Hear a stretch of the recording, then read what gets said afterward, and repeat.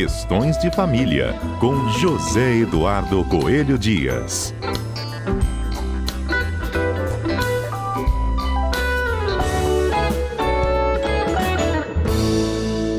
Nós estamos aqui numa série, falando sobre as diferentes formas de amar e de se relacionar.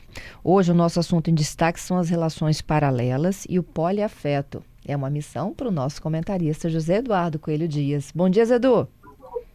Bom dia, Fernanda. Bom dia aos nossos queridos ouvintes da Rádio CBN. E que missão hoje, hein? Dupla. Não, eu tô agora, na hora que estava tocando a vinheta, eu estava pensando aqui, gente, em pleno carnaval a gente falar sobre isso parece até que é um estímulo, né? Ai. Então, vamos explicar para os nossos ouvintes o que a gente classifica como uma relação paralela. É a que não é oficial? Pois é, vamos falar sobre isso. O que acontece? De certa forma, Fernanda, é uma tradição, assim, não é a tradição que a gente apoie ou que a gente acha que é certo, não.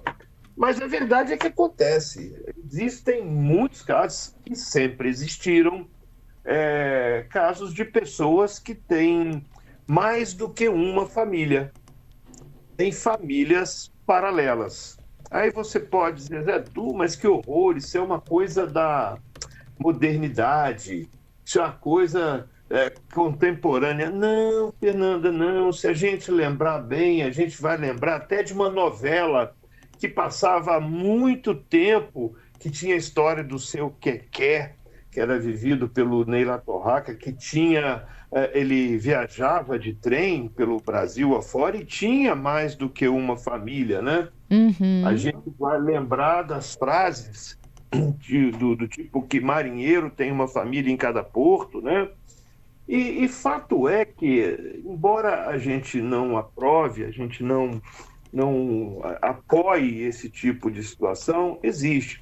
E aí, por conta dessa existência, começou a se discutir no direito se seria possível emprestar validade jurídica para as famílias formadas de forma paralela. E aí, depois de muita discussão, chegou-se à conclusão de que não, porque vigora em nosso ordenamento jurídico.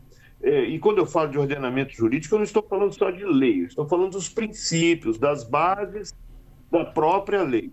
É o chamado princípio da monogamia, em que você só pode ser casado com uma pessoa. Até porque com uma pessoa de cada vez, vamos deixar isso muito claro, porque nós temos regulamentado o divórcio no nosso ordenamento. Até porque a bigamia ainda é crime previsto no nosso Código Penal, né? Você não pode ter mais do que um casamento. Então, que essas famílias paralelas seriam antijurídicas. E aí a gente entra numa discussão bastante árdua. Bom, mas e se aquela pessoa entrou sem saber nessa relação paralela, construiu patrimônio junto? Como é que fica isso? Aí nós temos um problema bastante grave. Por quê?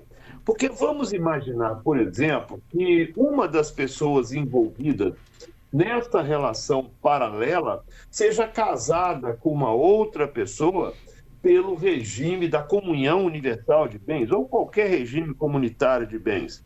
Então, quer dizer, nós vamos ter que admitir que os bens da pessoa que eventualmente não sabia dessa nova relação foram, de alguma forma, empregados também para construir um patrimônio de uma terceira pessoa contra a sua própria vontade, ou sem aquela pessoa saber e, caso soubesse, não iria concordar. Uhum. Mas e quando as pessoas sabem? Bom, quando as pessoas sabem e concordam, aí nós temos que dar um outro tratamento, né, Fernanda? Mas nós não podemos admitir a formação de um regime de bens para essa segunda família formada.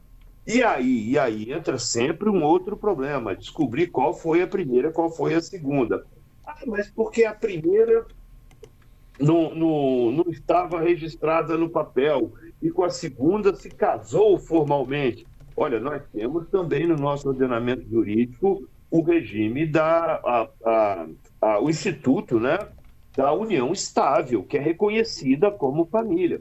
E eu não posso admitir que, numa circunstância dessa, que o casamento tem alguma preferência, porque o cerne da questão, que é a união pré-existente, já estava consolidada.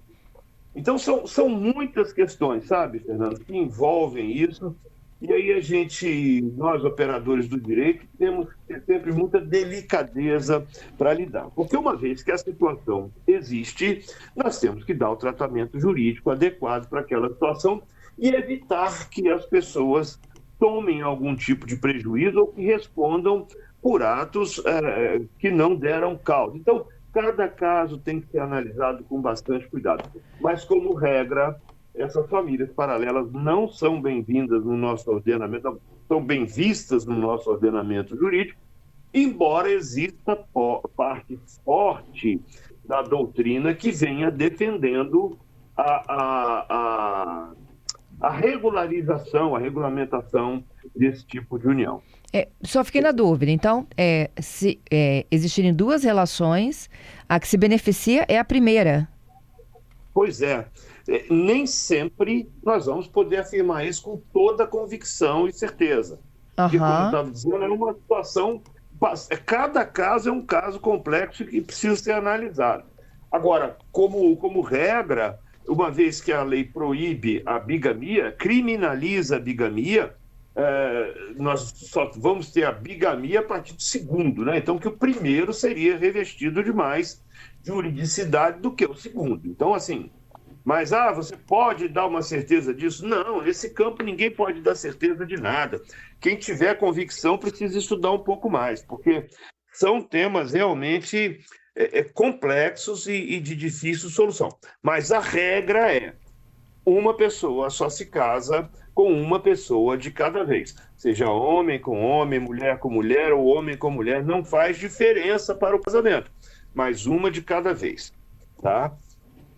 Entendido. E esse relação poliafetiva, é quando todos sabem da mesma relação? Não. A relação poliafetiva é o que a gente chama popularmente de trisal, que é uma pessoa casada ao mesmo tempo ou que conviva ao mesmo tempo com mais pessoas, homens ou mulheres, tá? Mas isso não existe. Olha, se olhar o Instagram, nós vamos ver não só trisais formados, como trisais que fazem questão de mostrar como é o dia a dia dele. E outro dia eu até recebi uma notícia pelo Instagram de que um trisal estava se desfazendo. Eles foram juntos para as redes sociais comunicar o fim daquele relacionamento. Ou seja, também existe ruptura nessas outras relações.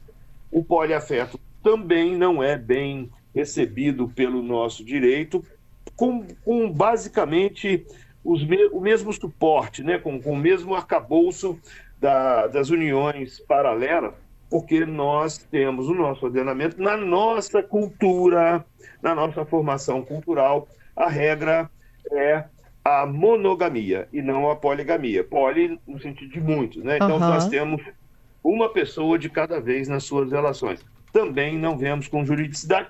Porém, temos que admitir o seguinte: se há 3 pessoas ou 4 envolvidas no mesmo relacionamento simultâneo, nós temos que admitir que essas pessoas sabem disso e que, se eventualmente construir um patrimônio, nós temos que fazer a apuração não com base em regime de bens, mas com base no esforço pessoal de cada um para a aquisição desse patrimônio.